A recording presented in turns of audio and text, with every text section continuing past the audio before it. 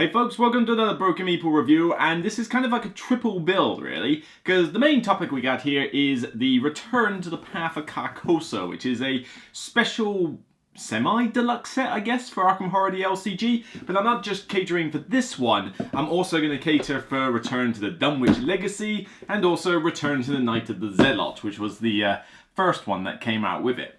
The reason I want to take them all in one go is, well, for two reasons. One, I never actually did a review for either of these two.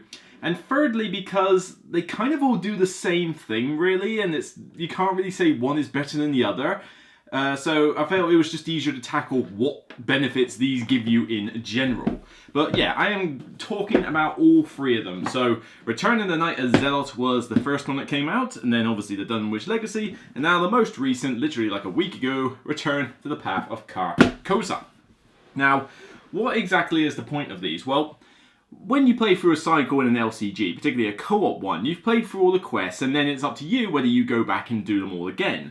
But what tends to happen is you sometimes get like, well, I've already played these quests, you know, and I've got to go for the same cards again. And if you play it over and over and over, some people might get bored, they might find it repetitive, you know, they need like some new way to make it replayable. Lord of the Rings LCG did a thing with nightmare decks, where they basically gave you a deck of cards that you inserted into the original encounter deck, and it made it like 10 times harder. And believe me, it really did make some of those quests hard. Well, this one doesn't quite go down the nightmare route. I mean, there are some cards that are certainly harder to deal with. But what it mainly does is that it throws in some additional cards that you can either add in or swap in and out. It gives you instructions per scenario. But you basically alter each of the scenarios in each respective cycle.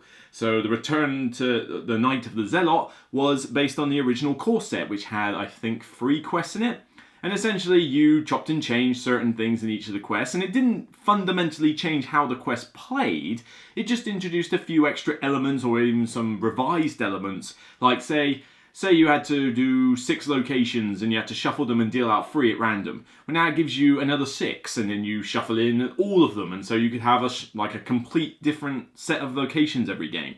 It might say, well, you had this enemy here, this elite enemy, swap it out for this one who's a bit more interesting, a bit more dynamic. And it's stuff like that. They don't fundamentally change the scenario. They just tweak it slightly. They give you an incentive. Alright, I want to play for this scenario again, see what happens. And as a result, you go in and play it. It's not fundamentally different, but it's different enough that it's like, right, it's not like last time. So it essentially adds to the replay value of all the different scenarios. On top of that, they give you a set of player cards in the box, which are not brand new cards. They are essentially like upgraded versions of ones you've seen before. So for example, you might have had like the Colt Pistol in the core set, now you've got the 2XP version of the Colt Pistol, and so on. There's a few other ones in there. Not a huge amount of player cards in each one, but they have at least upgraded some original ones, given them extra abilities, and in some cases, pretty good ones actually. I mean, I'm not going to go over like player card reviews here, you know, I'm not the best person to talk about whether a card is amazing or really, really good. There are podcasts and like blogs on the web that, you know, look, listen to something like Drawn to the Flame or Mythos Busters or, you know, stuff like that, you know, if you want to know more about player cards specifically. But, you know, it does introduce more player cards that you can shove into your binder, and of course more cards, more variety, bigger card pool, always a good thing. The other thing you'll of course notice is box storage. The core set wasn't exactly great on the whole storage front, was it? This tiny little box with that. I mean, you could get a few cycle packs in there, but yeah, you were going to run out of room pretty quickly.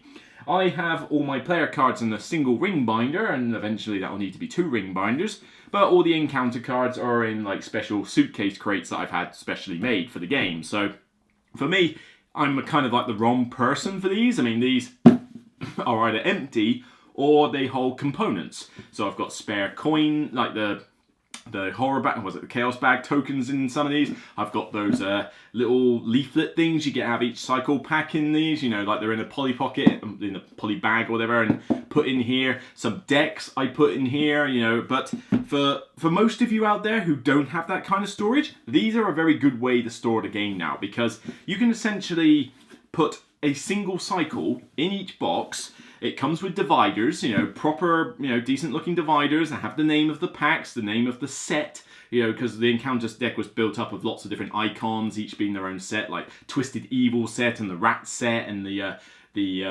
Haunted Memory set, whatever. And they've got dividers for them all, including the 6 scenario packs that you get in the cycle. You can just literally put all your Encounter cards in here with dividers, and it makes for a very good storage solution. I mean, we've had 3 so far, and this is how much room they take up. Not a great deal, really. I mean, you could fill up one square on a Calyx shelf with these, or just stick them on top. Honestly, if I wasn't storing them in a big suitcase crate, I would use these to store the cards. Honestly, they're pretty decent. Let's take one off just to sort of show the insides of it, although it'll have to be one that I don't have. Let me get it off. Come on, open Pandora's box.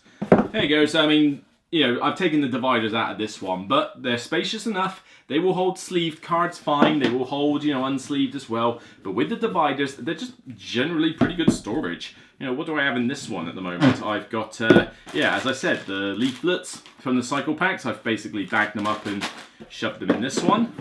And what have I got in the Dunwich one? I have got 2 decks in bags in there, and more of the leaflet stuff, some of the special scenario packs, like the Curse of the Ragaroo, whatever it's called, and Cannibale, and Labyrinths of Lunacy, that kind of thing. God, they're making such rude noises today.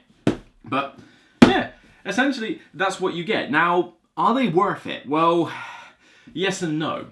If you are looking for a storage solution and you enjoy the game and you want to go back and revisit those cycle packs, then definitely I say pick this up, because you'll get the player cards on top. You'll get the chance to go, you know what, I haven't played the Dunwich Legacy or Path to Carcosa in a while. I want to go back and do it with like a new investigator from a more recent set, and I'm doing that at the moment. You know, I've worked through the. You know, I'm still working on the Dunwich Legacy one, but I sort of just binged through the Path to Carcosa with a newish investigator, you know, just so I could get through it in time for the review and before Dream Eaters comes out. But, you know, the scenarios, they didn't feel drastically different, but I mean, as examples, you know, one time you're in a hotel and now instead of 3 floors, you now have 4 floors, and you have a couple of new enemies that spawn. You go to a party in one of them and suddenly the main elite person who comes in and mucks things up, well, it's now a different card. You put her in, she flips over, it's like, oh, okay, nasty gribbly. You know, there's ones where, like, as I say, you've got to randomise locations, now you've got a bigger card pool, and a lot of the times they are just small tweaks. Some smaller than others. I mean, there's a couple of scenarios in here where literally it's like 2 cards and that's about it, which seems like a little bit of a letdown, but then, you know, those scenarios in particular weren't exactly bad to begin with, so why, you know, if it ain't broken, don't fix it. But, you know, certainly I say the Knight of the Zealot is definitely worth picking up, because obviously the core set was the first set of scenarios, it was in the early stages of design. Now they can basically sort of fix a few of the blemishes that the first 3 scenarios had, and they've become pretty good and challenging now. You know, they're still worth their weight in gold. Dunwich Legacy, again, it was the first cycle. The improvements they've put into some of these scenarios, particularly 1 or 2 that didn't work at all for solo play, you know, have now in a sense been fixed or improved enough to make them worth playing again. This one, you know, the cycle is still relatively recent in its design, so I guess the changes weren't as drastic for this one. It will probably be a while before we see the Forgotten Age one for the 3rd cycle, you know, and obviously Circle Undone's only just come out and finished, so I don't think we're going to need those. But yeah, they're not the cheapest thing around, though. That is one thing I will say. I mean, each one of these is going to fetch you up easily around the £20 to £25 mark, probably closer to that higher figure, I believe, and that's a fair amount for a few player cards and a box with some dividers and some, you know, encounter card tweaks. You know, like I say, these aren't giant decks for each scenario, they are just a few tweaks. So, in essence, what are you really paying for? You're kind of paying more for the box as a storage solution and the player cards. You know, because I mean, a cycle pack was 10, 11 quid and you just got player card and encounter cards in there. So for the most part, you're paying for the box. But for most of you, you need somewhere to store your game, and these are very good at doing it. Even if I'm not doing it, that's me, that's my own special scenario. You know, this will work for a lot of people. So all in all, I like these. You know, it's hard, you can't exactly rate them. I mean, this isn't one I can really rate. At the end of the day, they are what they say. More player cards, a storage solution, and tweaks to encounters. If you really want a number ranking, then let's say 7. You know, they're decent. They do their job. They're not amazing. You do not have to get them. You know, if you're a bit strapped for cash, you could actually skip these and it's not a big deal. You know, they're not going to suddenly make old scenarios, oh my god, amazeballs, because they were already pretty good scenarios in the first place. There's not many scenarios I can think of where I would say they were duds. You know, they're all pretty sweet. But I think there's enough going for them that if you've got spare cash on the hip, it doesn't hurt to, say, pick up even just your favourite one. You don't have to get them in order. You know, it makes sense to get the Zealot one first and then Dunwich Legacy. But, you know, if you aren't too fussed about the core set ones and maybe the Dunwich Legacy wasn't your favourite cycle pack, but you really love Return to Path of Carcosa, well, Path of Carcosa cycle, then just grab this one. You don't have to have the early ones to get these ones. You can literally do it in whatever order you like and just cherry pick to your heart's content. So that's the Arkham Horror Return to series.